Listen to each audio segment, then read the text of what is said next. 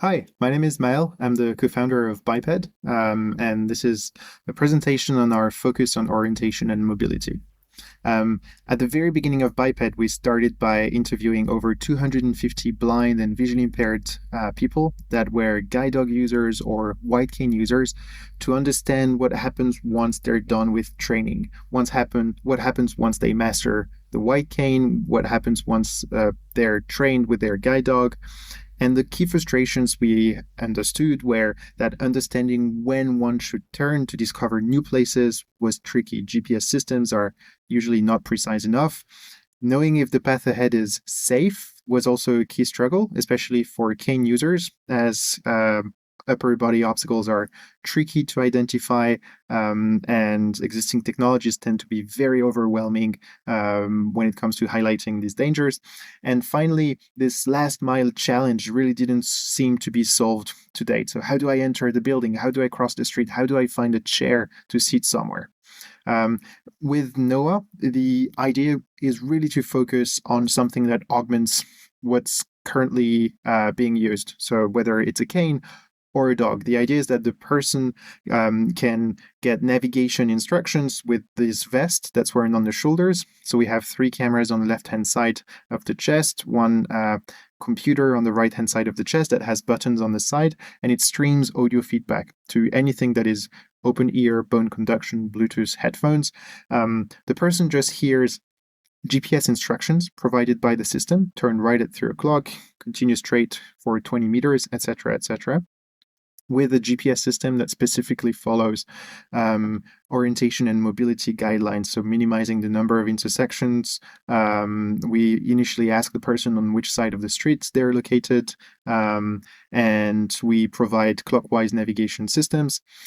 Then be able to detect obstacles. So the person basically hears beeps in case of dangers, but only in case of dangers. That's one of the most fundamental things, is we just want the person to have the right cues, the right audio cues at the right moment. So the person is never exposed to too many obstacles or having anything that is overwhelming. The person would hear obstacles coming from the left and from the right. Head level or ground level would be a high pitch or a low pitch sound.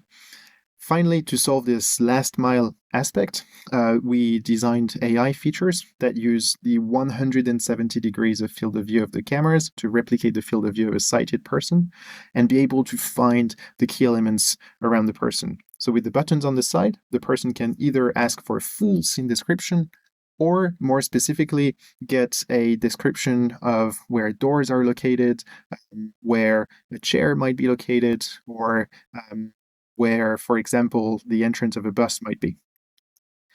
Here's a quick demo in action, where the person basically just heard a sequence of beeps on his right.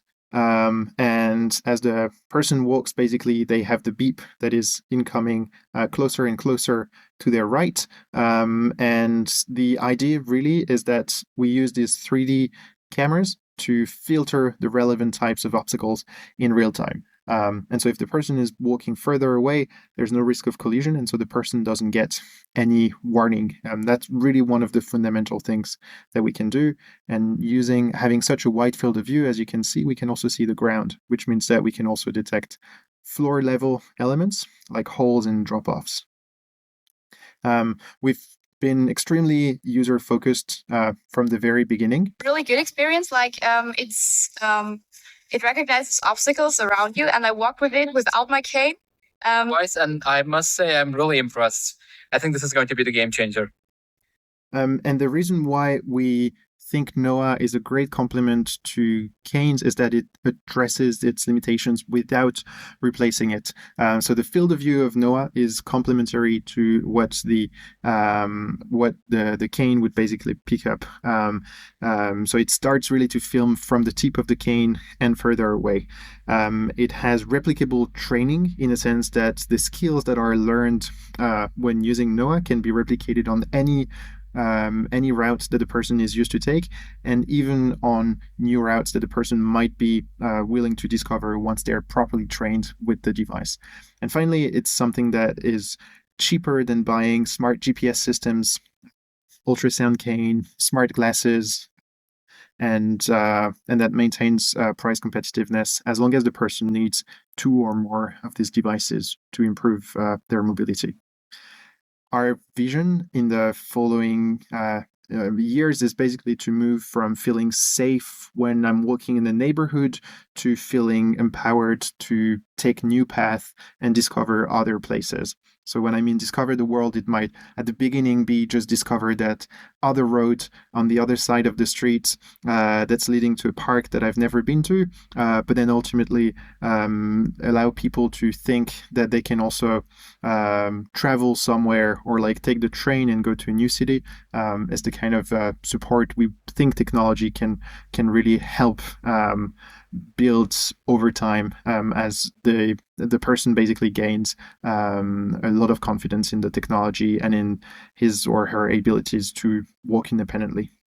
We're conducting very frequent user surveys among our user base. On average, people would use our device 2 to 3 times per week on journeys they're making. And it's a declarative measure, but 100% of our user base so far has declared that they have seen an improvement in their mobility. Just wanted to share some more feedback and testimonials from the community that we involved when building this, with the comment from David Woodbridge, who was impressed by the technology during tests that we ran, or with Stuart, who was one of our early adopters and highlighted the life-changing potential in the podcast from RNIB. Let me now walk you through the features that you'll be able to experience with Noah. You can really think of Noah as a navigation device. This is where the N from Noah comes from, as an obstacle detector and as smart glasses combined into a single device. On the navigation, the idea is that once you wear Noah on your shoulders, you get very filtered GPS instructions that follow clockwise navigation systems. Turn right at 3 o'clock, for example. It does rerouting after a couple of meters if you've taken the wrong direction, and you can list favorite destinations. So on the side of the device, you'll have the option to select your favorite places and then click select with your thumb, and then it just does the routing for you.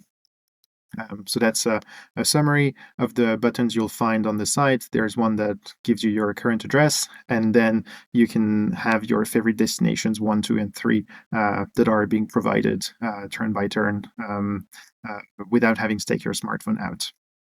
Obstacle detection.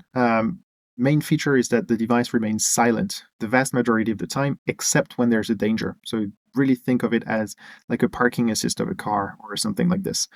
It's a complement to white canes and guide dogs. So the device has basically 3 modes. I'm using a white cane, I'm using a guide dog, and I'm not using anything.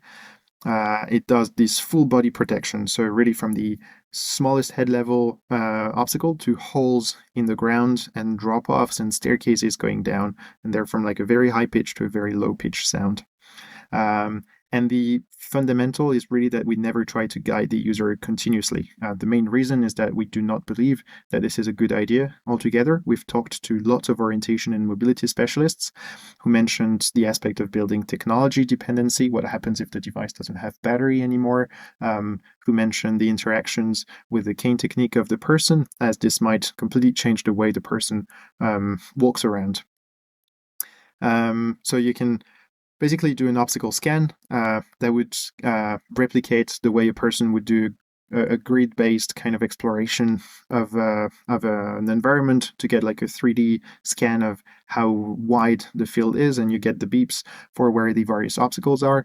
Or you can change the range of obstacle detection, both indoor and outdoor, to various ranges in meters and imperials with a single click on the side.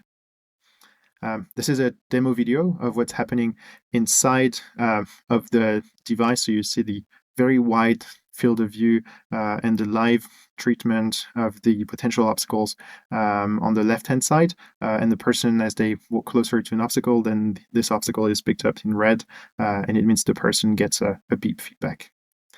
Finally, on the AI features, we have basically included an AI scene description with a big silver button at the front. So that's a full scene description, left to right. We use 170 degrees of field of view around the camera to help with that. You can look for specific objects, so you can look for doors, crosswalks, text, stairs, seats, or if you're using the guide dog mode, you can even look for grass area. And the main idea here is that you get a small mode that describes exactly what's in front of you with a short press on, so we call these buttons NOA for navigation, obstacle, and AI. And this, if you press on A2, you get a very short description of what's in front of you. And if the person clicks on the button while using the guide dog mode, it even explains why your dog might have stopped. Then you can get the full scene description by doing the double click on the big silver button. So that's really this kind of try to describe all of my surroundings, and then you can detect specific objects via the menu. In terms of mobility training, this is one of the important elements. This is really something that adapts to the end user. So we have a white cane mode, we have a guide dog mode, and we have a mode for people who don't use any help, so that we can really tailor the type of feedback provided to the person based on that. So for example, in guide dog mode, we only warn the person about elements that the system is likely to have missed. We also can cover special cases. So for example, if you have users who are wheelchair users, we can lower the point of view of the cameras. If some people are hard of hearing, we can also use a distinct sound set that is currently being implemented in the device. We can also support people who have a spatial neglect to only detect the obstacles on the complementary side that is not covered by the residual vision. Finally, this is something that we have developed with orientation and mobility trainers. So there's an in-app onboarding for the users, so you don't have to explain the whole concept of the device. There's a training template that we provide, and there's a companion mode. The companion mode is what you see on the right-hand side, where you have a map of where the cameras basically see in terms of obstacles. You have the GPS instructions on the right-hand side. So for example, right now, showing also through the camera roll of the iPhone what's happening as a person walks. There are no obstacles right here, and then the person just heard the GPS instruction to basically continue straight. And as the person approaches a bit further down the road, as they walk closer to the next intersection, they'll start to notice a couple of potential obstacles, including one that is very close. And this is exactly what's happening. So the person is getting a beep feedback as soon as there is a red dot. And last but not least, there is an easy onboarding that we have designed. It's our user manual. It's very detailed. It goes in all the details that end users must read through while getting started. There's both a digital and a physical version of it, ranging from the unboxing to the initial training. Then they're redirected to the app to do a sound-based training so that they know all of the sounds that you're going to experience in real life. And then we suggest a training template that you can follow with users right after. So that's about it. I hope it was insightful. We are very open to collaborating with orientation and mobility specialists in general. So just don't hesitate to reach out if you have any question. Thank you.